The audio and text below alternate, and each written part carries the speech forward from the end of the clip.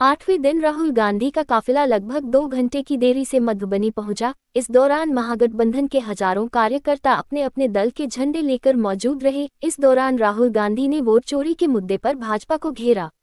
अगर गरीब पिछड़ा दलित के पास अगर वोट नहीं होता तो आदरणीय लालू प्रसाद यादव जी इस राज्य का मुख्यमंत्री नहीं होता साथियों। इसलिए साथियों आज आपके पास जहां पे भी है वो वोट के बदौलत है साथियों। इसलिए आप मजबूती से आप लोग हमारे साथ खड़ा होइए और अपने वोट को बचाइए। इस देश में जो मोदी जी की सरकार है वो वोट चोरी कर रहा है साथियों। चुनाव आयोग के द्वारा आरएसएस ने खास करके गरीब पिछड़ा का सम्मान वो कहीं ना कहीं देना नहीं चाहता है। तो इसलिए आप सभी को हम सभी को मजबूती से लड़ाई लड़ना है, चाहे जो भी हो जाए। अपनी आने वाले समय में सरकार बनाना है।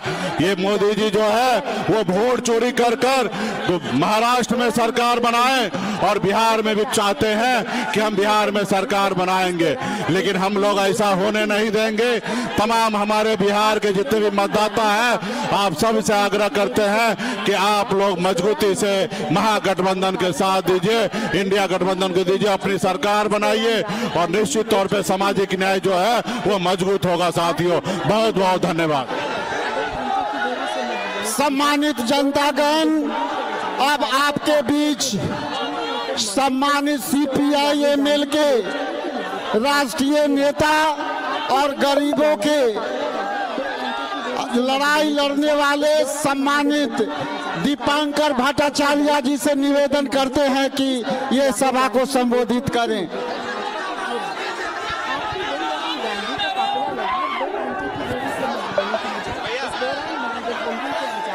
साथियों, सबसे पहले हमारी यात्रा की ओर से सक्रिय के तमाम साथियों का तहे दिल से शुक्रिया। वोट चोरी के मुद्दे पर भाजपा को घेरा। आज बिहार में पिछले 2 महीने से 25 जून से एसआईआर चल रहा है। एसआईआर यानी बिहार के गरीब, बिहार के प्रवासी मजदूर, बिहार की महिलाएं, बिहार के दबे कुचले लोग, बिहार के अल्पसंख्यक समुदाय के लोग आपके वोट काटने की साजिश, वोटर लिस्ट से आपके नाम हटा देने की साजिश। चुनाव आयोग का इरादा था कि पूरे बिहार में कम से कम 20% लोगों को मतदाता सूची से बाहर करना है।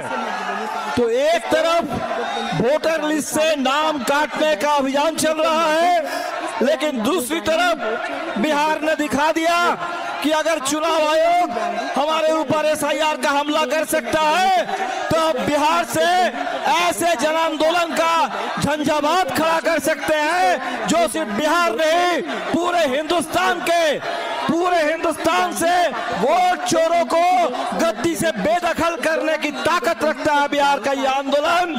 और इसीलिए आज बिहार से जो नारा उठा है, ये नारा पूरे हिंदुस्तान में गूंजने लगा है, वोट चोर, वोट चोर, वोट चोर। साथियों, हमारी ये यात्रा 1 तारीख तक चलेगी। 1 तारीख पटना में यात्रा का समापन होगा। इस यात्रा की हमारी सबसे बड़ी सफलता कि अब चुनाव आयोग भी कहने लगा है कि हमें सारे डॉक्यूमेंट मिल गए हैं, लेकिन फिर भी हमें भूलना नहीं चाहिए कि हमारे 35 लाख प्रवासी मजदूरों का नाम काट दिया गया। बिहार के बहुत सारे दलितों को, जिंदा दलित नौजवानों को मुर्दा घोषित करके उनका नाम काट दिया गया। जितने लोगों के नाम अन्याय तरीके से काटे गए, इसका हमें बदला लेना है और एक एक वोट से बदला लेना है। बिहार को बदलना है। पिछले 20 साल से नीतीश जी को सामने रखकर नरेंद्र मोदी जी सरकार चला रहे हैं 2011 से 2014 से, और आज पूरे बिहार को उन्होंने बर्बाद कर दिया।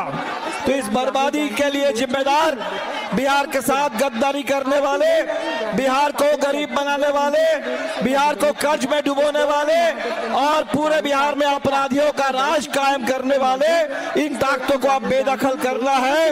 अमन और इंसाफ और तरक्की का राज लाना है, बिहार में बदलाव लाना है और गरीबों के हक की लड़ाई, किसानों के हक की लड़ाई, महिलाओं के हक की लड़ाई, इस लड़ाई को आगे ले चलना है। और इसीलिए साथियों, ये चुनाव बदलाव का है और अभी इस बदलाव के चुनाव को साकार कीजिए, सरकार को बदल दीजिए, बिहार को बदल दीजिए और पूरे हिंदुस्तान में बाबा साहब अम्बेडकर के संविधान और जिस आजादी के आंदोलन से हमें यह संविधान मिला, उस आजादी की विरासत पर जो हमला हो रहा है उसके बचाव में हम सब लोगों को आगे आना होगा। आप सभी साथियों से अपील करेंगे कि आपकी ये जो एकता है इसको और मजबूत बनाइए और इस यात्रा के संदेश को दूर दूर तक ले जाइए। हम लोग 1300 किलोमीटर चल पा रहे हैं, जहां भी हम लोग नहीं जा पाए उन तमाम इलाकों तक, उन तमाम लोगों तक यात्रा के संदेश पहुंचाने की जिम्मेदारी आप साथियों के ऊपर है। आप जरूर इस काम को पूरा करेंगे और बिहार से लेकर के पूरे हिंदुस्तान में इन तमाम वोट